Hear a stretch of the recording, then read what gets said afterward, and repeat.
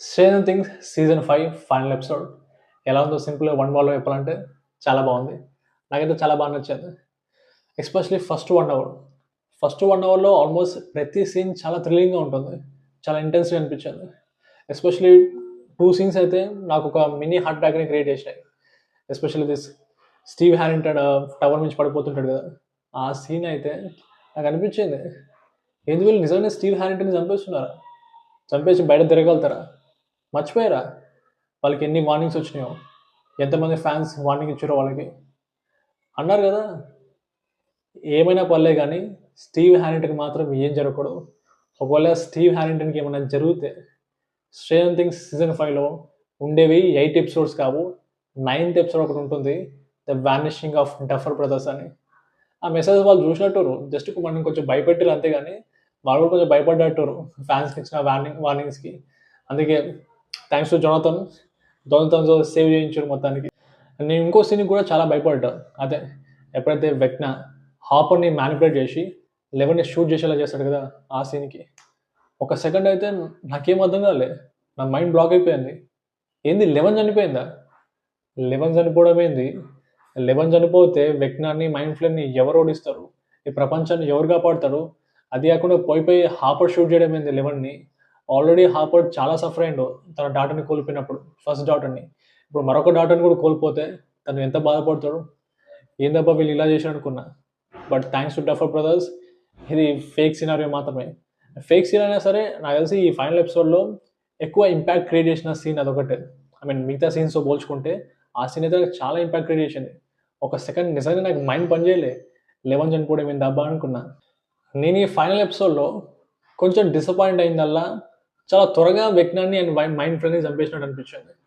ఇప్పుడు season 5 episode 7లో ఎప్పుడైతే will తను గే అని అనౌన్స్ చేస్తుంటాడో ఆ సీక్వెన్స్కి ఎక్కువ టైం పట్టింది కదా.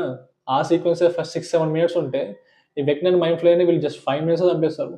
అదొకటి నాకు కొంచెం డిసప్పాయింటింగ్ అనిపించింది. అది కాకుండా సిరీస్ స్టార్ట్ అయినా, ఐ మీన్ ఎపిసోడ్ స్టార్ట్ అయిన ఫస్ట్ 1 అవర్లోనే వెక్నా మైండ్ ఫ్లేయర్ చనిపోతాడు. ఇంకో 1 అవర్ ఉంటుంది.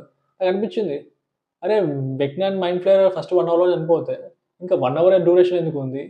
ఇంకా చూడడానికి ఏముంది? ఇంకా జరిగేది ఏముంటుంది? ఇంకేదైనా జరుగుతుందా? అంటే ఇంకా ఏదైనా కొత్త సిరీస్ అనౌన్స్ చేస్తురా, లేకపోతే కొత్త విలన్ ఎవరైనా వస్తురా? కొంచెం ఎక్సైట్మెంట్ పెరిగింది. బట్ ఓకే, అలాంటి ఏం జరగలేదు. వెగ్నా చనిపోయాడు, మైండ్ ఫ్లేయర్ చనిపోయాడు, అక్కతో ఈ విలన్స్ అంతరించిపోయారు, అంత ఆ స్టోరీ అక్కడ అయిపోయింది.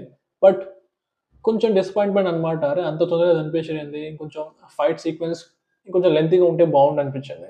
ఎందుకంటే 5 సీజన్స్ 5 సీజన్స్ నుంచి అంత బిల్డప్ ఇచ్చి జస్ట్ 5 మినిట్స్ చంపేస్తే తీసుకోవడం కొంచెం కష్టం కదా. అండ్ నాకు ఫైనల్ ఎపిసోడ్లో 1 or 2 లూప్ హోల్స్ ఉన్నట్టు అనిపించింది. First of all Vecna and mind ఫ్లేయర్తో ఫైట్ జరుగుతున్నప్పుడు డెమో బ్యాట్స్ కానీ డెమో డాగ్స్ కానీ ఏమైపోయినాయి? ఒకటి కూడా రాలేదు. అలాగే విల్ ఇంకా బతికే ఉండు, విల్కి ఇంపాక్ట్ ఏం పడలేదు. ఇప్పుడు మనకి ఇనిషియల్ సీజన్స్లో ఎప్పుడైతే మైండ్ ఫ్లేని కాలుస్తున్నప్పుడు ఆ మంటని విల్ కూడా ఫీల్ అయ్యాడు. ఈవెన్ ఫైనల్ ఎపిసోడ్లో కూడా ఈ మెమరీ ఉంది కదా, హెన్రీ మెమరీలో గన్తో షూట్ చేసినప్పుడు విల్ కూడా ఫీల్ అయ్యాడు ఆ ఇంజురీని. అలాంటప్పుడు ఈ వెక్నా అండ్ మైండ్ ఫ్లో చనిపోతే ఆ ఇంపాక్ట్ విల్ మీద కూడా పడాలి కదా. బట్ విల్ అయితే అబ్సల్యూట్లీ ఫైన్, తనకి ఏం కాలేదు. అది నాకు కొంచెం లూప్ హోల్ అని అనిపించింది. అలాగే ఇప్పుడు డాక్టర్కే క్యారెక్టర్ అయింది. డాక్టర్కి వీళ్ళందరినీ వదిలేసిందా? ఓకే, అప్సైడ్ డౌన్ అంతరించిపోయిందని చెప్పేసి.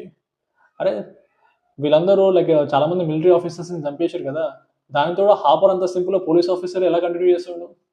కమాన్ మ్యాన్, చాలా ఇల్లీగల్ యాక్టివిటీస్ చేసినట్టే కదా.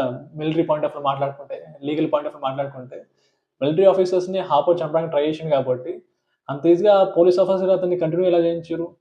ఏదో లైట్ తీసుకున్నట్టు కొంచెం సినిమాటిక్ లిబర్టీ కింద.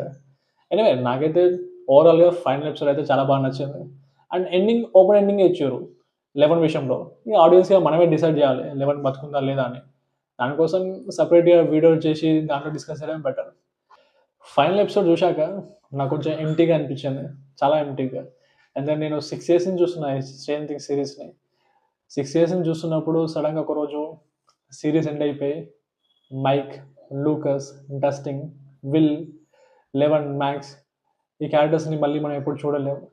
ఇలా చాప్టర్ ఎండ్ అయిపోయిందంటే తీసుకోవడం కొంచెం కష్టం కదా. నాకైతే ఎండింగ్ చాలా పొయిటిక్గా అనిపించింది. స్ట్రేంజర్ థింగ్స్ ఏ సీన్తో స్టార్ట్ చేశారో అదే సీన్తో ఎండ్ చేశారు. Basically mic, Lucas, Dustin, will వీళ్ళ చైల్డ్హుడ్ అయిపోయింది. ఇప్పుడు మైక్ వాళ్ళ సిస్టర్ హాలీ అండ్ తన ఫ్రెండ్స్ వాళ్ళ చైల్డ్హుడ్ స్టార్ట్ అయిపోయింది. మనం ఇక మూవ్ ఆన్ అవ్వాల్సిందే. చాలా పొయిటిక్గా చూపించారు.